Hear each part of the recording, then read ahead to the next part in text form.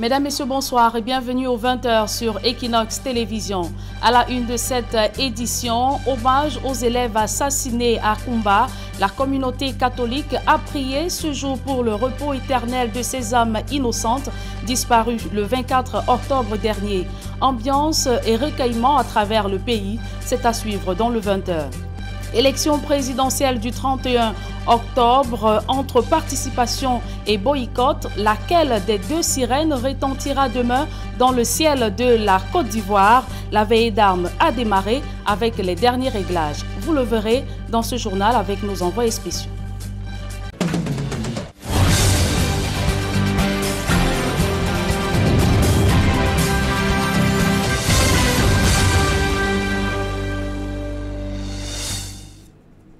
Une fois de plus, bonsoir mesdames et messieurs et merci de nous recevoir chez vous.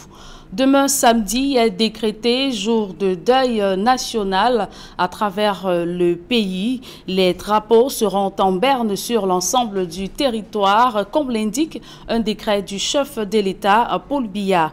À la paroisse Sacré-Cœur de Fiango à Kumba, dans le sud-ouest, les fidèles catholiques et membres des familles éplorées de cette attaque ou tuerie de Kumba sont allés écraser une larme en la mémoire de ces écoliers disparus. On voit tout cela dans ce reportage de Xavier Foka.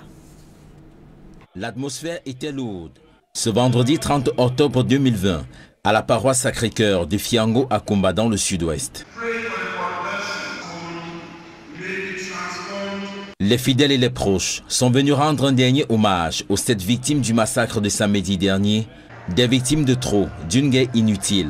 My dear Christians and sympathizers, grabbed by fear and anxiety.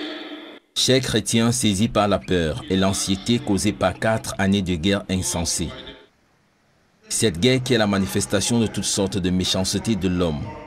All forms of wickedness of the human heart. In our grief for the so many people. Cette guerre qui nous a causé trop de peine par la mort de plusieurs personnes tuées dans cette guerre inutile contre le nord-ouest et le sud-ouest.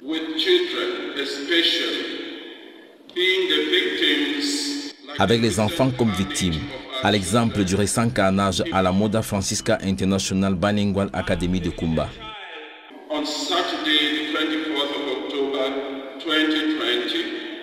Une messe qui se célèbre 6 jours après l'attaque meurtrière et à la veille du deuil national décidé par le chef de l'État. Et dans la même veine, les fidèles catholiques de la ville de Douala ont également prié ce jour pour le repos éternel de ces âmes innocentes froidement assassinées samedi dernier à la Moda Francisca School de Kumba dans le sud-ouest. L'archevêque métropolitain de Douala, Monseigneur Samuel Kileda, qui présidait la messe, a invité les parties impliquées dans le conflit armé à pouvoir initier ou s'engager sur le dialogue de la vérité. D'autres précisions dans ce reportage de Dalastiana et Kedjara.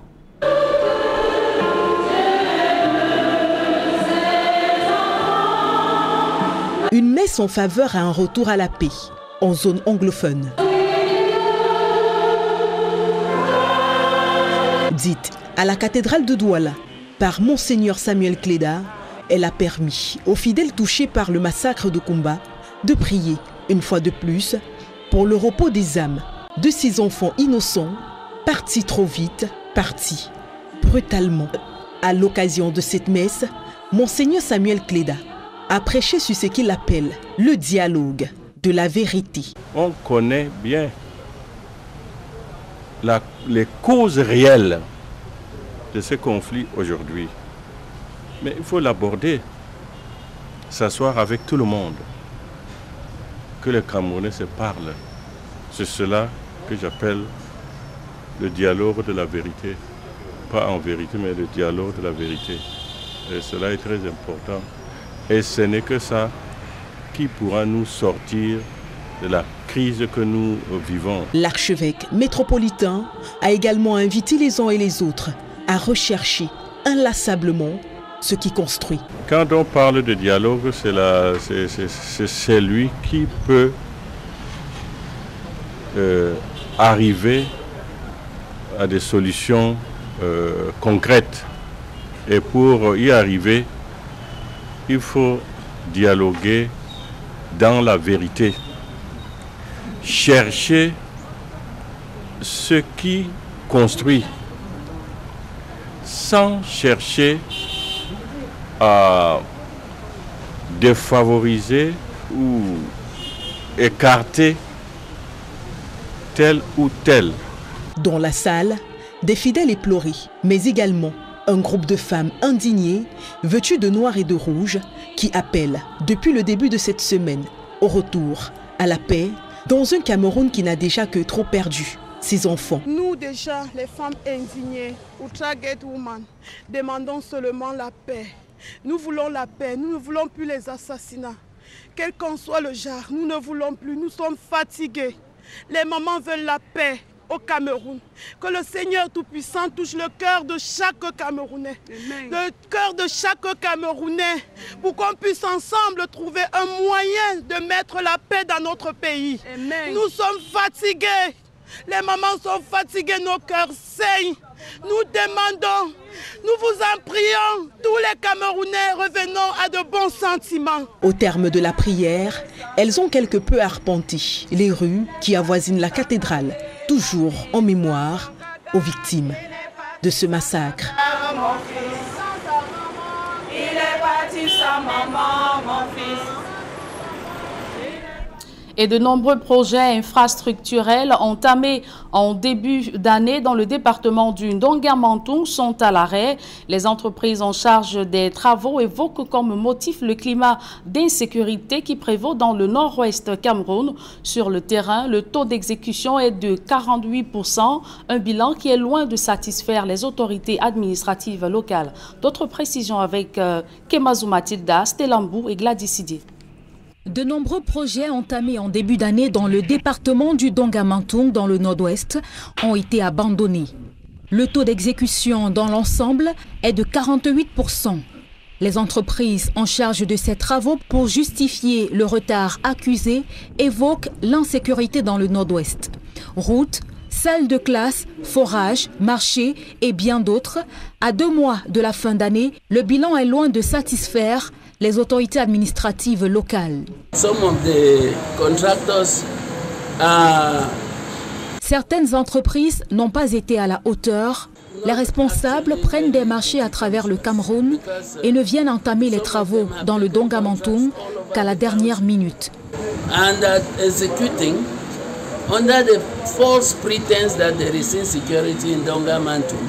Ils prennent pour prétexte l'insécurité, ce qui n'est pas vrai.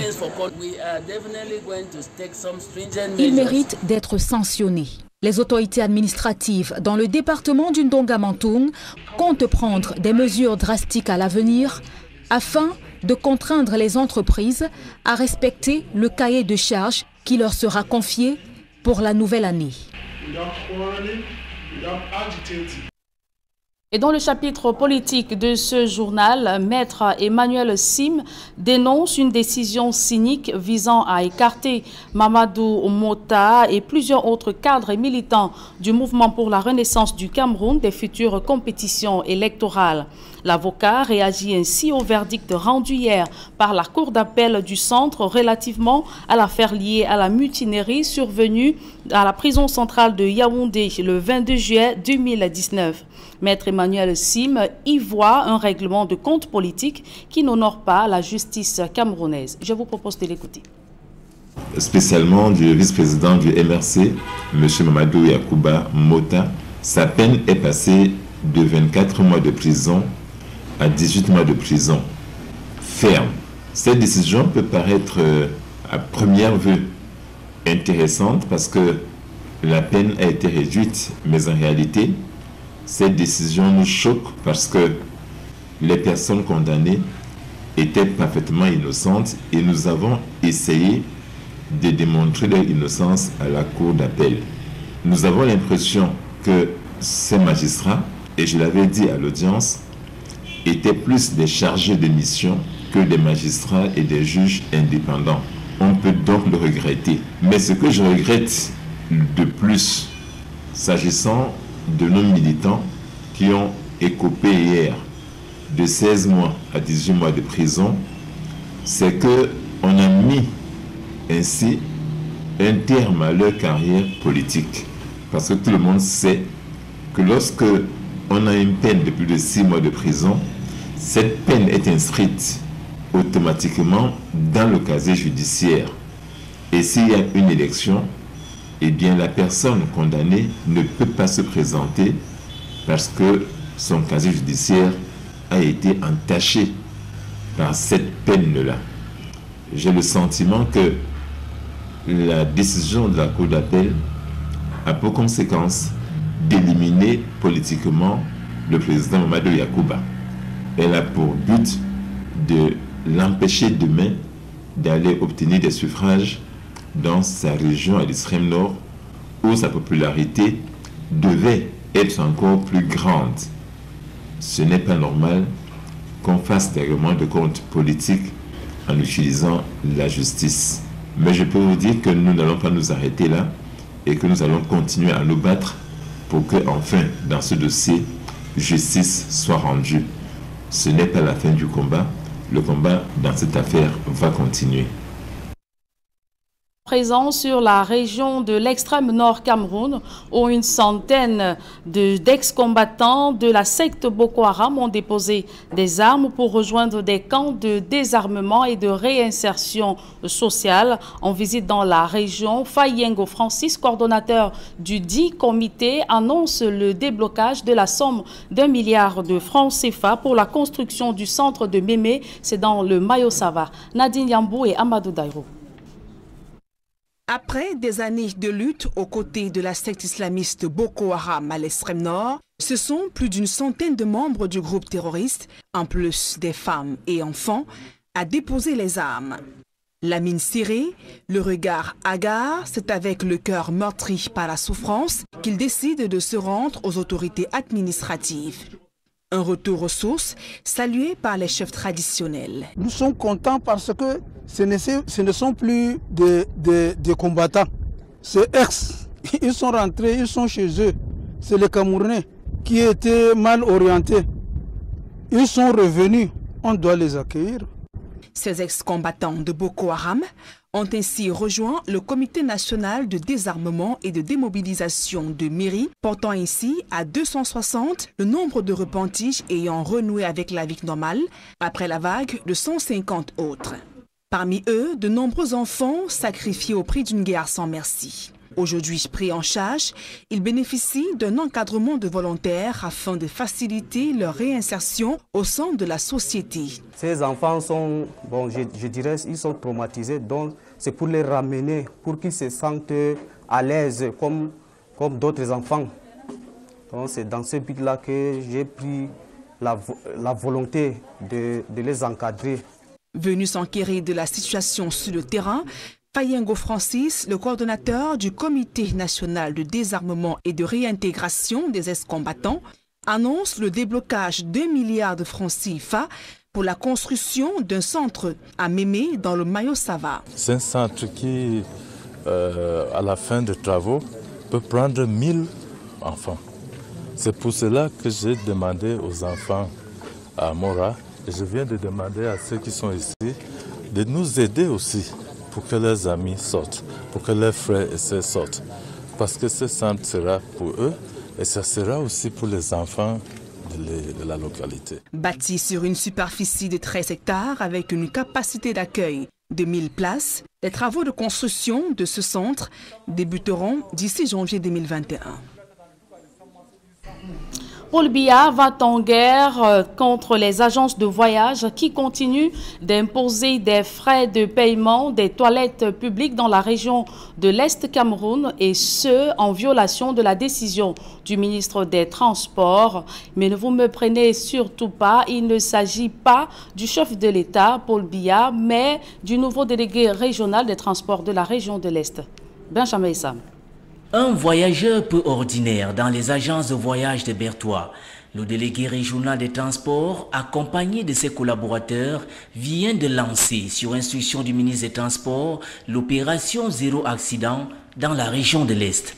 La campagne vise 2 objectifs majeurs. Nous avons demandé aux autres d'insister sur le le respect des mesures barrières, des toilettes qui doivent être gratuites. Parce qu'il faut reconnaître que depuis l'incident que nous connaissons tous, le ministre a rappelé que les toilettes sont gratuites pour les passagers. Donc nous avons veillé à ce que cette instruction-là soit également respectée. La propreté des toilettes, surtout leur gratuité aux passagers, l'effectivité des halls d'embarquement, la vérification des bordereaux et le respect des règles barrières. Le patron des transports à l'Est a pu vérifier à l'extérieur comme à l'intérieur des cars de transport le respect strict des règles barrières. Globalement, et à quelques exceptions près, ces mesures sont respectées par certaines agences de voyage de la place. Nous avons dans les voitures les consignes que si nous disons dans les voitures que si le chauffeur va très vite, nous appelons, nous avons dans les bus un numéro qui nous permet carrément d'appeler les chefs d'agence pour en cas de vitesse. Exactement. Surtout ce qui me plaît aussi beaucoup dans les agences, c'est qu'à Yaoundé, ce n'est pas le même chauffeur qui avance, qui continue avec le bus. Le chauffeur de Yaoundé, Douala arrive à Yaoundé, un autre grand pour Berdois et se repose. C'est ça qui nous fait énormément. Par rapport aux mesures barrières, nous avons là de l'eau, du savon, on se lave bien les mains. J'ai mon casque. Autre lieu, autre curiosité, l'axe routier Bertois à Bomban. Limitation de vitesse, pas de surcharge et respect des mesures anti-Covid-19 pour la sécurité des passagers. Plus de 100 jeunes de l'université de Ngaoundéré ont choisi la psychologie comme spécialité à la faculté des sciences de l'éducation pour venir en aide aux personnes victimes des viols et attaques meurtrières. Le constat a été fait au cours de la rentrée académique 2020-2021 par nos reporters Jean-Blaise Noupéé et Nadine Yambou. Faculté des sciences de l'éducation de l'université de Ngaoundéré, dans la région de l'Adamawa, les nouveaux venus ont déjà une idée bien précise sur leur parcours académique. La montée inquiétante de la violence juvénile, les crimes passionnels, viols et autres conflits poussent ces jeunes étudiants à explorer les domaines de la psychologie avec pour seul but de venir en aide aux personnes en difficulté. J'aimerais être conseiller d'orientation pour aider à améliorer aussi le comportement des autres, non seulement améliorer, mais à les conseiller également. Ils sont des centaines d'étudiants qui ont choisi la filière psychologie à l'université de Ngaoundéré. Ici, les cours en amphi ont bien changé. Coronavirus oblige. La rentrée académique cette année a été chamboulée. Les enseignants ont revu le programme. Les cours en ligne sont désormais incontournables. Qui va osciller entre le présentiel et le numérique. Les cours magistraux vont se faire en salle de classe, mais les travaux dirigés et certaines explications alternatives seront faites sur la plateforme e-learning. Consignes sanitaires, masques de rigueur, prise de température, l'université de Ngaoundéré est sur le qui-vive afin d'éviter une résurgence de la maladie. La rentrée académique est bel et bien effective et les préinscriptions se poursuivent. À l'étranger, en Côte d'Ivoire, quel est l'état des lieux à Yopougon à quelques heures du scrutin? Réputé frondeur, le quartier de Yopougon dans la périphérie d'Abidjan où l'on a enregistré des violences récemment montre un visage normal à quelques heures du scrutin. D'autres précisions dans ce reportage de nos envoyés spéciaux Emmanuel Diop et Gizogo. À Yopougon, dans l'après-midi, c'est une ambiance bon enfant qui y règne à la veille du scrutin présidentiel en Côte d'Ivoire. On y trouve un kiosque à journaux qui permet de prendre la température à travers les médias qui donnent effectivement les dernières nouvelles de la campagne électorale, notamment le meeting du candidat sortant Alassane Dramane Ouattara à Abobo. On revient également sur l'interview du président Laurent Gbagbo sur TV5 Monde à Denise et Potet. Cette ambiance décontractée se mesure aussi dans un coin où l'on boit du café Toumba, qui est une spécialité sénégalaise, mais visiblement très appréciée ici à Yopougon. Les populations, elles, sont partagées. Il y a d'un côté ceux qui affirment effectivement qu'ils iront voter demain sans embâche pour remplir un devoir inscrit dans la constitution ivoirienne. Si nous on dit on ne veut pas, et puis l'autre là dit il ne veut pas, moi aussi il dit il ne veut pas, et qu'Alassane est là, ça va devenir quelque chose de palable. Mais donc il faut choisir une personne pour s'asseoir au pouvoir, pour que le palable là quitte au pays. C'est pour cela moi je veux voter. C'est un devoir civique, ça appartient à tout le monde de voter, de dire ce qu'il pense. Même quand tu n'es pas content, on te demande d'aller t'exprimer là-bas dans les votes. Ça ne sert à rien de dire je ne voterai pas ou je voterai. C'est ton devoir, puisque c'est écrit dans ta constitution que tu dois aller voter. Mais il y a également ceux qui laissent transparaître leur peur et leur souhait et que tout se déroule normalement et que l'élection passée, la Côte d'Ivoire reprenne une vie normale. Je vais aller voter. Je vais aller voter surtout ma prière que tout se passe très bien, dans le calme et qu'il n'y ait pas de troubles en fait. Parce que franchement, il y a trop de choses qui se disent et quand c'est comme ça, la population a vraiment peur. Je veux la paix. Je veux que le présidentiel de la Sénégal arrive demain et puis on va faire sans problème.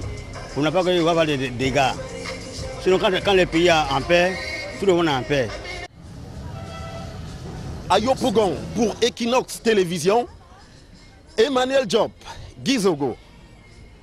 Et quelle ambiance prévaut dans les rues de la capitale économique ivoirienne à quelques heures du scrutin? Nos envoyés spéciaux Emmanuel Diop et Gizogo se sont rendus dans la commune d'Adjamé qui abrite le plus grand marché de cette ville. Là-bas, les populations se disent prêtes pour l'élection. Reportage.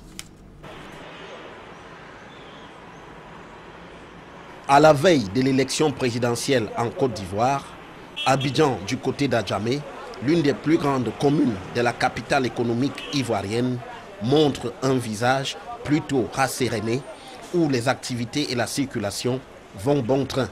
Ici, nous nous trouvons au marché d'Adjamé, c'est le plus grand de la capitale économique ivoirienne et les activités se déroulent normalement.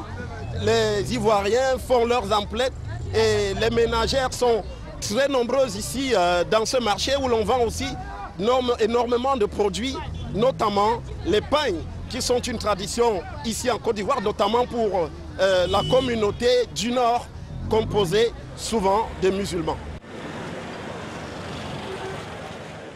Nous sommes allés à la rencontre des commerçants et clients de ce marché, dont certains estiment qu'ils iront voter pour que les affaires se poursuivent normalement.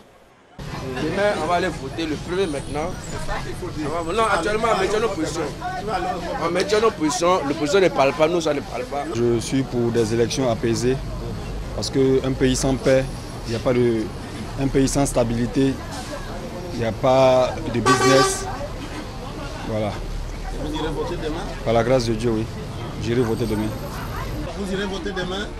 Ah oui, oui. Pour vous, vous n'êtes pas concerné par ceux qui appellent à boycotter les élections Ah non, non. On n'est pas concerné. J'aimerais, on va voter. C'est ce que la loi demande. On va voter. RADP Ado. On va voter demain, Inch'Allah. On va sortir massivement pour voter Ado. Non, nous on n'est pas dedans. On va voter demain, Inch'Allah. D'autres voient dans leur choix d'aller voter l'exercice de leur devoir de citoyens. À l'évidence donc, le marché d'Adjamé vote pour une participation aux élections de ce 31 octobre 2020, ici en Côte d'Ivoire. Au marché d'Adjamé, pour Equinox Télévision à Abidjan, Emmanuel Diop, Gizogo. La campagne électorale du candidat Alassane Dramane Ouattara s'est achevée dans l'un de ses fiefs. Devant des dizaines de milliers d'Ivoiriens, il s'est présenté comme celui qui a transformé la Côte d'Ivoire en un paradis et souhaite poursuivre son œuvre à la tête du pays. D'autres précisions dans ce reportage de nos envoyés spéciaux Carlos Minoué, Cédric Noufélé. Mobilisation record dans la commune d'Abobo, l'un des bastions du parti au pouvoir dans le district d'Abidjan. C'est ici que le président candidat Alassane Dramane Ouattara choisit de clôturer sa campagne électorale. Après avoir sillonné les artères de la ville, sa caravane provoque l'euphorie au rond-point de la mairie d'Abobo. Une démonstration de force et une expression de l'adhésion populaire des jeunes habillés aux couleurs du RHDP qui scandent le nom de leur candidat.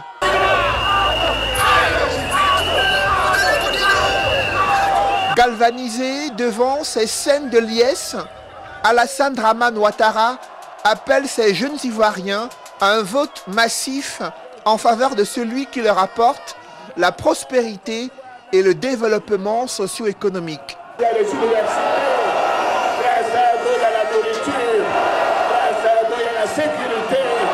La Côte d'Ivoire, c'est un paradis. La Côte d'Ivoire est un paradis. Il faut préserver, ne vous laissez pas distraire. Vous allez voter massivement pour montrer que c'est vous qui avez demandé à Ado d'être candidat. Ado est votre candidat. Vous allez voter pour lui, n'est-ce pas? Vous allez voter massivement, massivement, massivement. Sur la scène, le président candidat ne manque pas de s'associer à l'un des hommes politiques les plus populaires de la contrée, son directeur national de campagne électorale, par ailleurs Premier ministre et maire d'Abobo, Ahmed Bakayoko.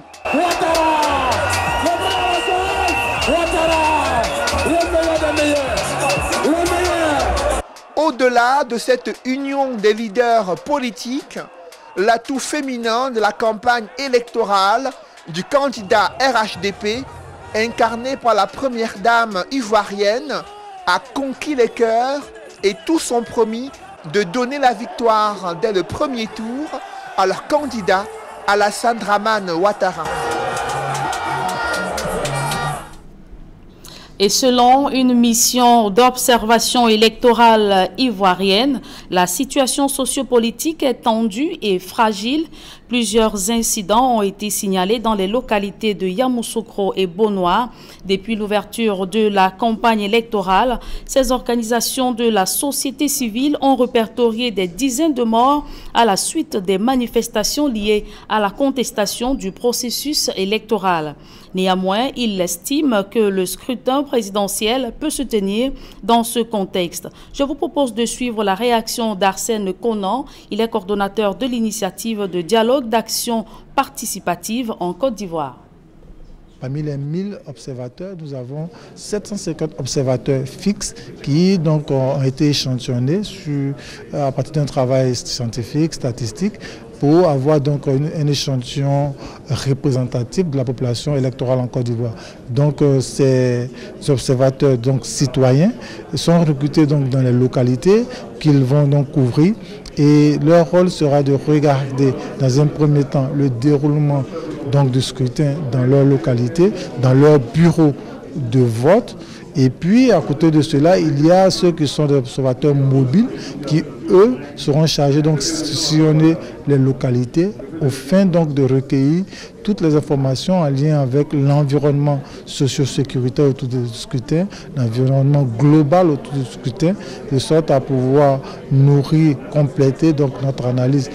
Et pour ce qui est des éléments critiques, saillants ou disons incidents critiques, nous avons des analystes sur place au sein donc de notre état-major, de notre QG opérationnel qui regardent cela, qui scrutent de près cela afin donc de pouvoir tirer l'essentiel, la substance de ces données qu'on reçoit.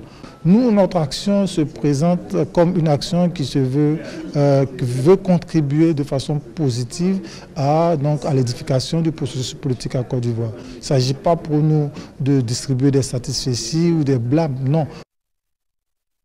Et cette plateforme de la société civile compte déployer 100 observateurs électoraux pour analyser le déroulement du vote sur le territoire ivoirien. Grâce à l'appui du NDI et d'autres programmes américains, ils vont collecter des données par voie numérique cryptée et l'accent sera mis sur les incidents critiques afin de produire un rapport sur le processus politique en Côte d'Ivoire. Je vous propose à cet effet d'écouter à nouveau ce coordonnateur. À la veille donc de ce scrutin du 31 octobre 2020, les informations que nous avons en notre possession font état de quelques incidents encore dans quelques localités, notamment Yamoussoukro, la capitale, et aussi Bonoua un peu plus au sud. Alors, des manifestations, donc des poses de barricades sur certaines voies, et bien sûr les forces de défense et de sécurité sont mobilisées aussi donc, pour rétablir l'ordre, ce qui crée quand même quelques incidents ça et là, quelques difficultés pour les populations à vainquer leurs occupations. Il serait difficile à ce jour de faire un bilan exhaustif, mais selon les chiffres que nous avons, déjà en termes de dégâts en perte en vies humaines, on note entre un minimum de 30 ou c'est les chiffres les moins élevés, 30 et un minimum de 70 personnes qui ont perdu la vie suite à ces incidents qu'on enregistre depuis disons quelques semaines, voilà, à la faveur donc de cette période préélectorale en Côte d'Ivoire. C'est un climat assez fragile, assez tendu, et nous, en tant qu'organisation de la société civile, nous ne pouvons que déplorer cela. Évoquons à présent la fin de la campagne électorale du candidat Kouadio Konan Bédié. Le candidat indépendant de l'opposition appelle les Ivoiriens à se rendre massivement demain aux urnes pour opérer un changement à la tête du pays. Kouadio Konan Bertin exhorte ses concitoyens à éviter la violence. D'autres précisions dans ce reportage de Gizogo. Dans une campagne électorale où les meetings de l'opposition auront été plutôt rares, Kouadio Konan Bertin a fait exception ici au stade d'Inchallah à Koumassi avec ce dernier meeting ce jeudi à Abidjan. Un meeting où le public a été chauffé à blanc par des airs musicaux ivoiriens et où on a vu beaucoup de jeunes se trémousser avant le début de ce meeting sous le son des artistes ivoiriens avec naturellement toutes les pichenettes de danse qu'on connaît ici en Côte d'Ivoire. Le directeur de campagne du candidat Kakabé s'est exprimé. Venance Djedje explique les raisons de ce dernier meeting et le message qui est passé à cette occasion. Le message il est très clair. D'abord de dire à tous les Ivoiriens et Ivoiriennes d'aller voter massivement pour libérer notre pays. Au lieu d'amener les uns les autres au boycott, à aller barrer les routes et se donner la mort, nous préférons leur dire tout simplement, allez-y aux urnes. Si tel est que vous n'aimez pas le candidat d'en face, venez et votez massivement pour Kakabé. Et on a la victoire, tranquillement, Alassane partira. Il ajoute pour ceux qui critiquent Kakabé de prendre part à ce scrutin en estimant qu'il légitime la candidature d'Alassane Dramane Ouattara. Il ajoute donc qu'il n'a qu'à parler. Kakabé s'inscrit, lui, selon ses explications, dans une logique de changement en faveur de la jeunesse ici, en Côte d'Ivoire. Mais ça, ce qu'ils le disent, c'est qu'ils ont une mauvaise lecture de la situation politique en Côte d'Ivoire. Bon, c'est tout. Nous, ils parlent, ils ont envie de parler, qu'ils parlent. Mais nous prenons nos responsabilités et nous allons jusqu'au bout, nous l'assumons. Nous n'avons pas peur de critique. On ne peut pas empêcher quelqu'un de dire ce qu'il a envie de dire. Et en page cinéma de ce journal, la compagnie de téléphonie mobile Orange Cameroun offre aux amoureux du 7e art une projection en avant-première du film Fisherman Diary. Reportage. Du branding d'Orange par-dessus le tapis rouge, jeu de couleurs dans un décor où des célébrités du showbiz et du cinéma camerounais ont rendez-vous. En cette nuit de gala à Canal Olympia Douala Bessengue, c'est l'avant-première du film camerounais Fisherman's Diary qu'accompagne Orange Cameroun dans le cadre d'une tournée nationale de projection. Cette projection spéciale aujourd'hui à Canal Olympia Douala Bessengue entre en droite ligne dans notre stratégie de promotion de la culture et du cinéma camerounais. Promouvoir les talents camerounais, le défi est de taille pour Orange Cameroun et Kankentus Production. Ce film a été fait pour le Cameroun par les Camerounais. Fisherman's Diary raconte l'histoire d'une jeune fille de 12 ans déterminée à aller à l'école dans un village de pêcheurs où l'éducation d'une fillette est considérée comme un tabou. Si un parent pense qu'une fille ne doit pas aller à l'école, qu'il cesse. Ces pensées rétrogrades n'ont pas lieu d'être au XXIe siècle. Les garçons sont égaux aux filles. Le sentiment de porter une cause juste à travers le cinéma transparaît aisément auprès des acteurs.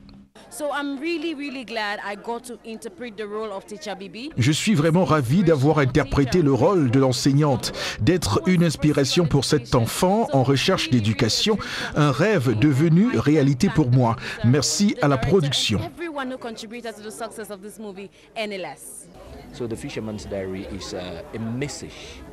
Le film Fisherman's Diary est un message pour les parents qui tuent le rêve merveilleux de leurs enfants.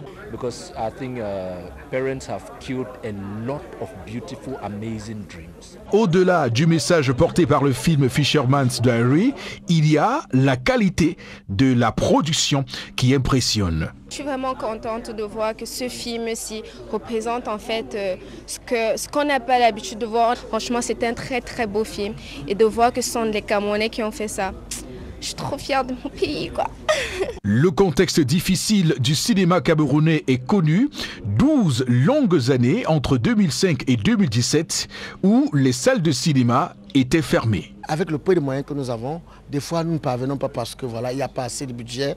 Donc maintenant, comme Orange commence déjà à marquer son empreinte et accompagner, je crois qu'il y a beaucoup de bonnes choses qui arrivent. Les gens nous damaient le pion longtemps avant parce qu'ils étaient soutenus par de très grandes structures. Donc si aujourd'hui, chez nous, une structure comme Orange se décide de soutenir et croire à la culture de chez nous, ça peut que faire chaud au cœur. Fisherman's Diary sera également projeté à Boya le 30 octobre, Limbé le 31, Yaoundé 21 novembre, Mbouda 28 novembre et Bamenda le 12 décembre 2020.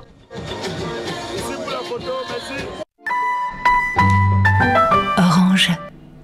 C'est avec ce public reportage, mesdames et messieurs, que nous mettons un terme à cette édition du journal. Merci de l'avoir suivi. Retrouvez dans quelques secondes Serge Alotou pour la deuxième partie d'Equinox Soir. Une centaine d'ex-combattants de Boko Haram décident de déposer les armes dans l'extrême nord du Cameroun.